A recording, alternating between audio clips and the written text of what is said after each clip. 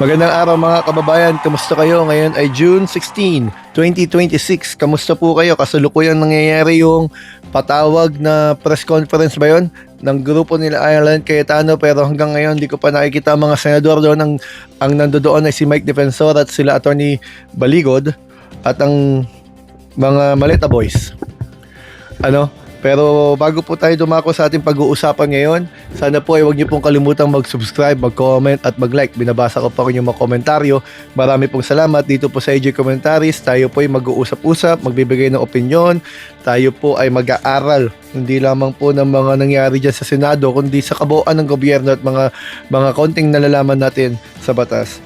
Ang pag-uusapan po natin sa pagkakataong ito, yung mangyayaring special session bukas na patawag ng Pangulong Bongbong Marcos. Of course, iba-iba ang mga opinion ng tao dyan. Pero kailangan magkaroon ng special session dahil natatandaan po natin 3 araw na hindi dumalo ang grupo nila Alan Cayetano, kaya hindi nagkaroon ng quorum at hindi na yung may mga importanteng batas may legislative function sila no? May mga bills na nabinbin. Hindi lamang yon, may mga katulad yung citizenship, yung mga promotion ng mga generals at yung mga ultimo yung bill na para sa hospital, yung hindi ka na pwedeng ipitin ng hospital kung wala kang pambayad. Hindi ka pwedeng hostage doon. Pati yun, alam natin tapos na yun hindi makarating-rating sa opisina ng presidente dahil nga hindi natapos yung last part, kumbaga last stage ng pagpoproseso ng isang bill para maging batas. No? So, yan, mga yan. At iba-iba pang mga priority bills ng Pangulo kailangan pag-usapan. Pero syempre, kasama na doon yung posibilidad at naniniwala tayo mangyayari na magkaroon na ng opisyal na botohan sa pagka-Senate President. Kung magkaroon, kasi sabi ni Senator Joel Villanueva, darating siya, ibig sabihin magkakaroon na ng quorum. Kung yung boto ba niya ay sasama sa boto ng majority, hindi natin alam. Pero mas malinaw ang sitwasyon dahil may quorum. Kung hindi lang si Senator Joel ang pumunta, kung mas marami. So, ano mga pwedeng mangyari doon? O pwedeng mangyari, kung pipilitan pa rin ni Senator Alan Cayetano na siya dapat ang mag-preside sa special session, magulo yan.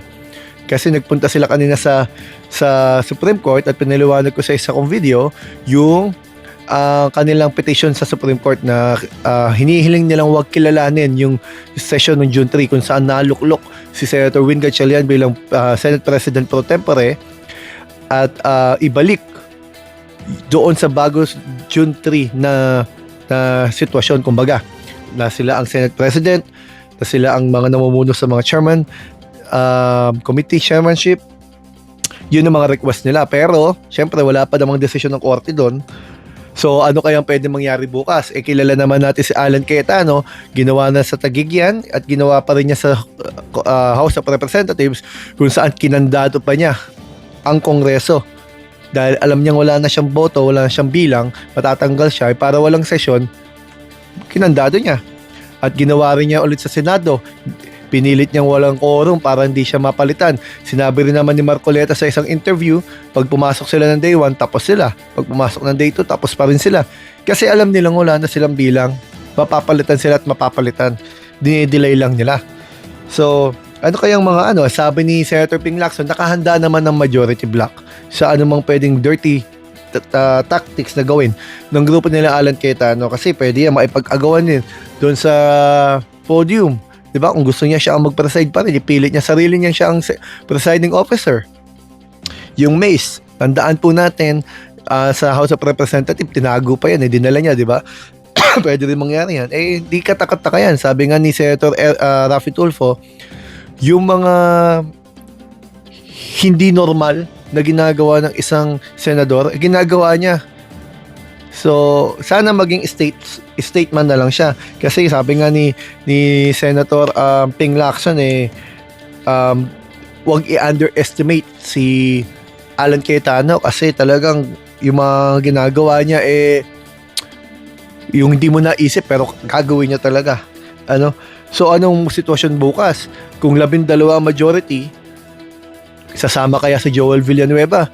Ang usap-usapan baka nga daw hindi lang siya. Tandaan po natin, Sinama na ng Maleta Boys ang pangalan ni Chis Escudero at ni Mark Villar sa pinagdeliveran nila, at hindi kasama si Mark Villar at Joel Villanueva sa petisyon sa Supreme Court. Nangangulugan kayang hindi na nila tinuturing kasama si Mark Villar? Baka isa na siya sa tatalon. Pag nangyari yan, kung Joel at Mark Villar ay tumalon, 14 na yon. Ngayon, anong epekto nun sa impeachment trial?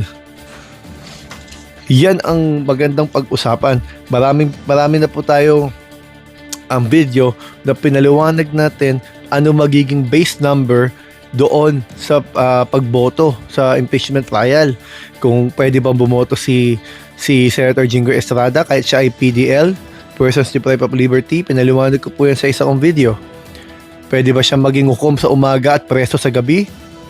Yung bang sa Section 5 ng Anti-Plunder Law, RA 7080, na sinasabing suspendido dapat siya dahil plunder case siya, kahit hindi pa siya convicted, kahit pending pa ang kaso.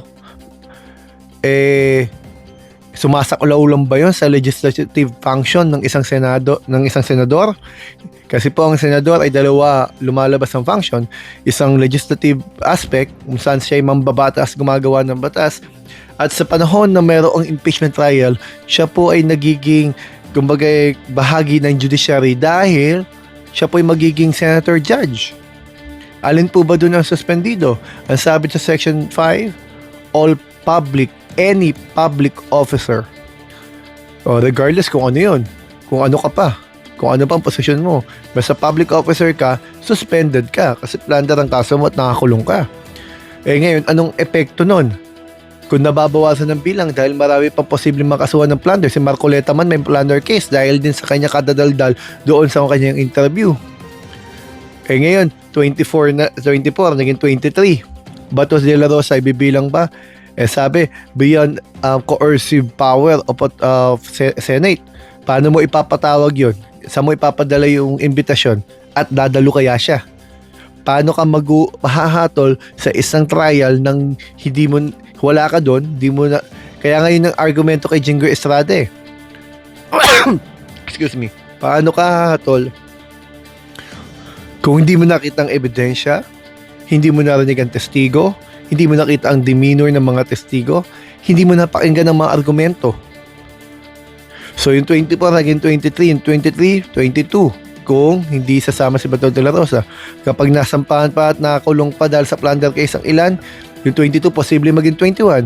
Kung sa 21 na lang po, ang sabi po sa konstitusyon, 2/3 of its members para ma-convict ang nasa impeachment trial. Ilan po ang 2/3 ng 24? 16. 24 pa rin po ba bibilangin natin kahit suspendido? Kaya hati po dyan ang mga paliwanag, kaya magandang malaman natin sa Supreme Court dahil kung susundin natin yung jurisprudence, katulad nung sa Avellino versus Cuenco, malinaw na nagbabago ang base number. Depende kung kaya. Paano kung mga patay yung tao? Huwag naman sana. O 10 ang nakakulong. Di 14 na lang sila. Ibig sabihin ba nun wala nang trial dahil forfeited na yung purpose ng trial Dahil hindi na pwede maging 16 kahit guilty pa siya, hindi pwede maging 16. Acquitted automatic siya. Tandaan po natin, sa law school may statutory construction. Sa statutory construction, ang sinasabi doon, alam naman to ng mga abogado, you don't interpret the statute in absurdity. No? Hindi mo pwedeng i-interpret o pakahulugan ang mga magugulong sabi nating statute, yung mga batas na naguguluhan ka na ang pagkaka-interpret mo ay lalong gugulo. Kasi ang konstitusyon ay ginawa para sa kaayusan. So gugulo kung walang trial. So anong ibig po sabihin natin?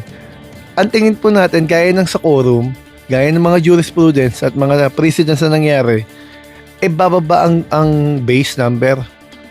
Yan, magandang pag-usapan yan. Kaya, yung special session bukas, kaya gigil na gigil ang dalawang kampo dyan dahil kapag ang nakakuha ng presiding officer, ayaw buksan ng ebidensya, mahaharang niya ang mga ebidensya. 'Di ba? Kung mayroong tinatago, kung hindi siya tapat sa kanyang sinumpaan.